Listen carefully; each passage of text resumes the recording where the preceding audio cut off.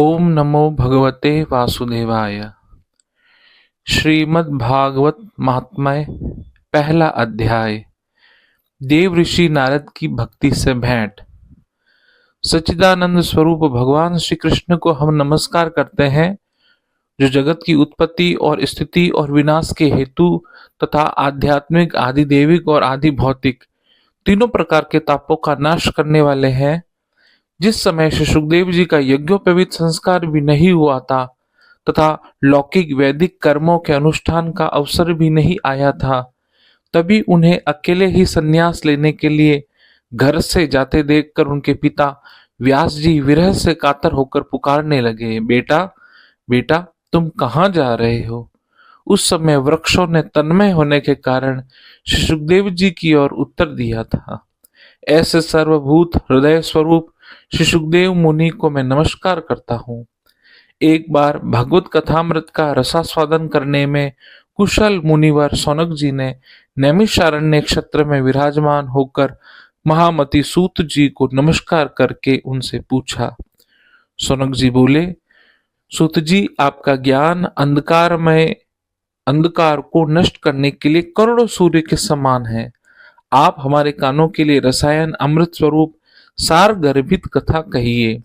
भक्ति, ज्ञान और वैराग्य से प्राप्त होने वाले महान विवेक की वृद्धि किस प्रकार होती है तथा वैष्णव लोग किस तरह इस माया से, मोह से अपना पीछा छुड़ाते हैं। इस घोर कलिकाल में जीव प्रायः आसुरी स्वभाव के हो गए हैं। विविध क्लेशों से आक्रांत इन जीवों को शुद्ध देवी शक्ति संपन्न बनाने का सर्वश्रेष्ठ उपाय क्या है। सूत जी, आप हमें ऐसा शाश्वत साधन बताइए जो सबसे अधिक कल्याणकारी तथा पवित्र करने वालों में भी पवित्र हो तथा जो भगवान श्री कृष्ण की प्राप्ति करा दे। चिंतामणि केवल लौकिक सुख दे सकती है और कल्प वृक्ष अधिक से अधिक स्वर्गीय संपत्ति दे सकता है, परंतु गुरुदेव प्रसन्न होकर भगवान का योग्य दुर्लभ नित्य वैकुंठ धाम दे देते हैं। सूत जी ने कहा, सौनक जी, तुम्हारे हृदय में भगवान का प्रेम है, इसलिए मैं विचार करके तुम्हें संपूर्ण सिद्धांतों का निष्कर्ष सुनाता हूँ, जो जन्म मृत्यु के भय का नाश कर देता है, जो भक्ति के प्रभाव को बढ़ाता है और भगवान श्री कृष्ण की प्रसन्नता का प्रधान कारण है। मैं तुम्हें वह साधन बतलाता हूँ, उसे सावधान होकर सुनो। श्री सुखदेव जी ने कलयुग के जीवों के काल रूपी सर्पों के मुख का ग्रास होने का त्रास का आत्यांतिक नाश करने के लिए श्रीमद् भागवत शास्त्र का प्रवचन किया है। मन की शुद्धि के लिए इससे बढ़कर कोई साधन नहीं है। जब मनुष्य के जन्म जन्मांतर का पुण्य उदय होता है, तभी उसे इस भागवत शास्त्र की प्राप्ति होती है। जब सुखदेव जी राजा परीक्षित को यह कथा सुनाने के लिए सभा में विराजमान हुए, तब देवता लोग उनके पास अमृत का कलश लेकर आए। देवता अपना काम बनाने में बड़े कुशल होते हैं, अतः यहाँ भी सबने सुखदेव मुनि को नमस्कार करके कहा, आप ये अमृत लेकर बदले में हमें कथा अमृत का दान दीजिए। इस प्रकार परस्पर विनिमय अदला बदली हो जाने पर राजा परीक्षित अमृत का पान करे और हम सब श्रीमद् भागवत स्वरूप अमृत का पान करेंगे। इस संसार में कहाँ कांच और कहाँ महामूल्य मणि तथा कहाँ सुधा और कहाँ कथा। श्री सुखदेव जी ने यह सोचकर उस समय देवताओं की हंसी उड़ा दी। उन्हें भक्ति शून्य कथा का अनधिकारी जानकर कथा अमृत का दान नहीं किया। इस प्रकार यह श्रीमद् भागवत की कथा देवताओं को भी दुर्लभ है। पूर्व काल में श्रीमद् भागवत के श्रवण से ही राजा परीक्षित की मुक्ति देखकर ब्रह्मा जी को भी बड़ा आश्चर्य हुआ था। उन्होंने सत्यलोक में तराजू बांधकर सब साधनों को तोला, अन्य सभी साधन तोल में हल्के पड़ गए। आपके महत्व के कारण भागवत की सबसे भारी ही रहा। यह देखकर सभी ऋषियों को बड़ा विस्मय हुआ। उन्होंने कलयुग में इस भगवत रूप भागवत शास्त्र को ही पढ़ने सुनने से तत्काल मोक्ष देने वाला निश्चय किया। सप्ताह विधि से श्रवण करने पर यह निश्चय भक्ति प्रदान करता है। पूर्व काल में इसे दयापरायण सनकादि ने देव ऋषि नारद को सुनाया था। यद्यपि देव ऋषि पहले ब्रह्मा जी के मुख से इसे श्रवण करा दिया था, तथापि सप्ताह श्रवण की विधि तो उन्हें सनकादि से ने ही बताई थी। सनकादि ने पूछा, सांसारिक प्रपंच से मुक्त एवं विचरणशील नारद जी का सनकादि के लिए संयोग कहाँ हुआ और विधि विधान के श्रवण में उनकी प्रीति कैसे हुई। सूत जी ने कहा, अब मैं तुम्हें वह भक्तिपूर्ण कथानक सुनाता हूँ जो सुखदेव जी ने मुझे अपना अनन्य शिष्य जानकर एकांत में सुनाया था। एक दिन विशालापुरी में वे चारों निर्मल ऋषि सत्संग के लिए आए। वहां उन्होंने नारद जी को देखा। सनकादि ने पूछा, ब्राह्मण, आपका मुख उदास क्यों हो रहा है? आप चिंतातुर कैसे हैं? इतनी जल्दी जल्दी आप कहाँ जा रहे हैं और आपका आगमन कहाँ से हो रहा है? इस समय तो आप उस पुरुष के समान व्याकुल जान पड़ते हैं जिसका सारा धन लुट गया हो। आप जैसे आसक्ति रहित पुरुषों के लिए यह उचित नहीं है, इसका कारण बताइए। नारद जी ने कहा, मैं सर्वोत्तम लोक समझकर पृथ्वी में आया था। यहाँ पुष्कर, प्रयाग, काशी, गोदावरी, नासिक, हरिद्वार, कुरुक्षेत्र, श्रीरंग, सेतुबंध आदि कई तीर्थों में इधर उधर विचरता रहा, किंतु मुझे कहीं भी मन को शांति देने वाली शांति नहीं मिली, मन को संतोष देने वाली शांति नहीं मिली। इस समय अधर्म के सहायक कलयुग ने सारी पृथ्वी को पीड़ित कर रखा है। अब यहाँ सत्य, तप, शौच, बाहर भीतर की पवित्रता, दया, दान आदि कुछ भी नहीं है। बेचारे जीव केवल अपना पेट पालने में लगे हुए हैं। वे असत्यभाषी, आलसी, मंदबुद्धि, भाग्यहीन, उपद्रवग्रस्त हो गए हैं। जो साधु संत कहे जाते हैं वे पूरे पाखंडी हो गए हैं। देखने में तो विरक्त लगते हैं, किंतु स्त्री धन आदि सभी का परिग्रह करते हैं। घरों में स्त्रियों का राज्य है। साले सलाहकार बने हुए हैं। लोभ से लोग कन्या विक्रय करते हैं और स्त्री पुरुषों में कलह मचा रहता है। महात्माओं के आश्रम, तीर्थ और नदियों पर यवनों, विधर्मियों का अधिकार हो गया है। उन दुष्टों ने बहुत से देवालय भी नष्ट कर दिए हैं। इस समय यहाँ न कोई योगी है, न सिद्ध है, न ज्ञानी है, न सत्कर्म करने वाला ही है। सारे साधन इस समय कली रूप दावानल से जलकर भस्म हो गए हैं। इस कलयुग में सभी देशवासी बाजारों में अन्न बेचने लगे हैं। ब्राह्मण लोग पैसा लेकर वेद पढ़ाते हैं और स्त्रियां वैश्यावृत्ति से निर्वाह करने लगी है। इस तरह कलयुग के दोष देखता और पृथ्वी पर विचरता हुआ मैं यमुना जी के तट पर पहुंचा, जहां भगवान श्री कृष्ण की अनेकों लीलाएं हो चुकी हैं। मुनिवरों, सुनिए, वहां मैंने एक बड़ा आश्चर्य देखा। वहां एक युवती स्त्री खिन्न मन में बैठी थी। उनके पास दो वृद्ध पुरुष अचेत अवस्था में पड़े जोर जोर से सांस ले रहे थे। वह तरुणी उनकी सेवा करती हुई कभी उन्हें चेत कराने का प्रयत्न करती तो कभी उनके आगे रोने लगती थी। वह सारे शरीर के रक्षक परमात्मा को दसों दिशाओं में देख रही थी। उनके चारों ओर सैकड़ों स्त्रियां उन्हें पंखा जल रही थी और बार बार समझाती जाती थी। दूर से यह सब चरित देखकर मैं कौतूहलवश उनके पास चला गया।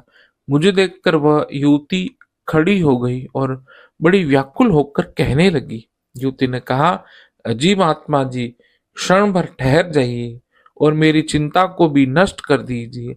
आपका दर्शन तो संसार के सभी पापों को सर्वथा नष्ट कर देने वाला है। आपके वचनों से मेरे दुख की भी बहुत कुछ शांति हो जाएगी। मनुष्य का जब बड़ा भाग्य होता है तभी आपके दर्शन हुआ करते हैं। नारद जी कहते हैं, तब मैंने उस स्त्री से पूछा, देवी तुम कौन हो? ये दोनों पुरुष तुम्हारे क्या होते हैं और तुम्हारे पास ये कमल नयनी देवियां कौन है? तुम हमें विस्तार से अपने दुख का कारण बताओ। युवती ने कहा, मेरा नाम भक्ति है। ये ज्ञान और वैराग्य नामक मेरे पुत्र हैं। समय की फेर से ये ऐसे जर्जर हो गए हैं। ये देवियां गंगा जी आदि नदियां हैं। ये सब मेरी सेवा करने के लिए ही आई है। इस प्रकार साक्षात देवियों के द्वारा सेवित होने पर भी मुझे सुख शांति नहीं है। तपोधन, अब ध्यान देकर मेरा वृतांत सुनिए। मेरी कथा वैसे तो प्रसिद्ध है, फिर भी उसे सुनकर आप मुझे शांति प्रदान करें। मैं द्रविड़ देश में उत्पन्न हुई, कर्नाटक में बढ़ी, कहीं कहीं महाराष्ट्र में सम्मानित हुई, किंतु गुजरात में मुझको बुढ़ापे ने आ घेरा। वहां घोर कलयुग के प्रभाव से पाखंडियों ने मुझे अंग भंग कर दिया। चिरकाल तक यह अवस्था रहने के कारण मैं अपने पुत्रों के साथ दुर्बल और निस्तेज हो गई।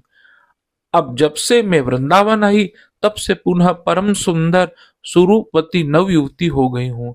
किंतु सामने पड़े हुए ये दोनों मेरे पुत्र बड़े थके मांदे दुखी हो रहे हैं। अब मैं यह स्थान छोड़कर अन्यत्र जाना चाहती हूँ। ये दोनों बूढ़े हो गए हैं, इस दुख से मैं दुखी हूँ।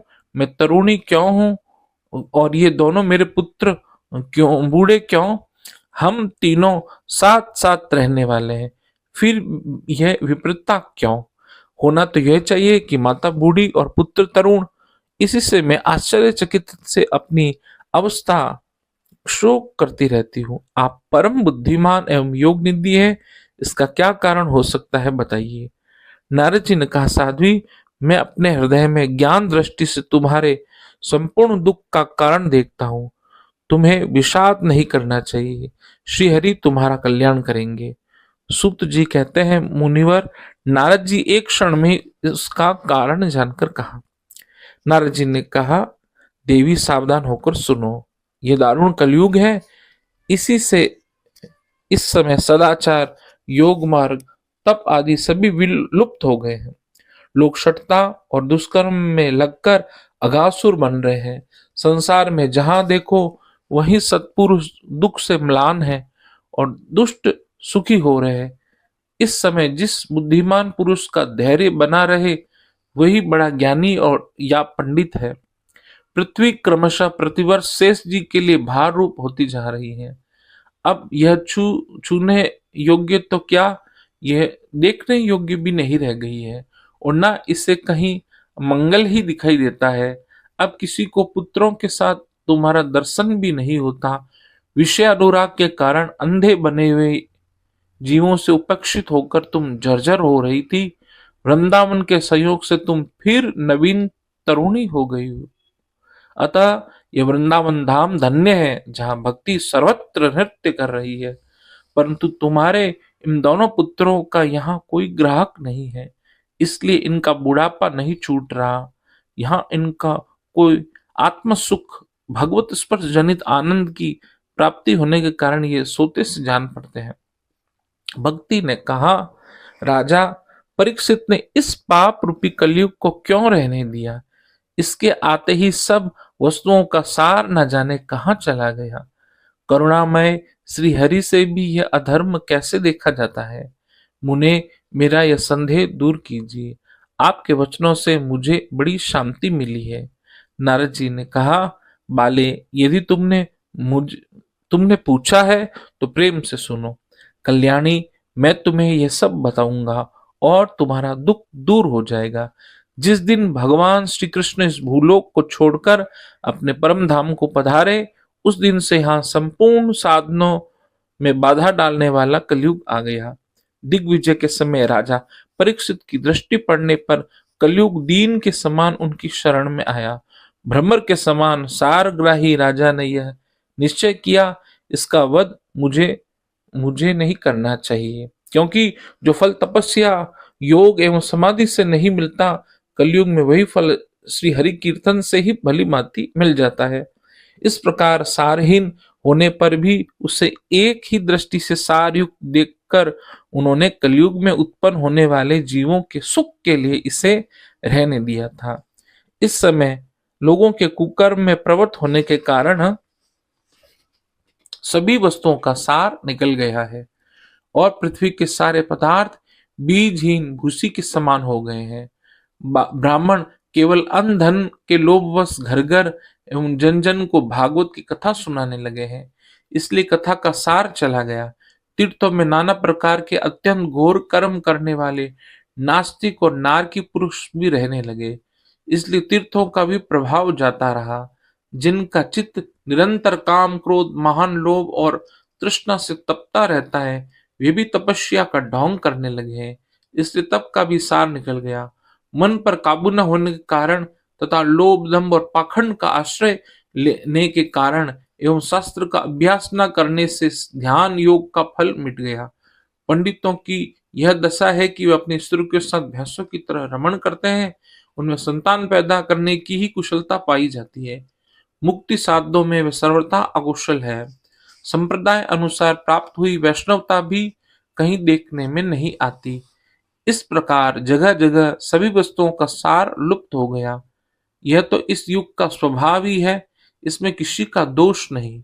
इसी से पुंडरीकाक्ष भगवान बहुत समीप रहते हुए भी ये सब सह रहे हैं।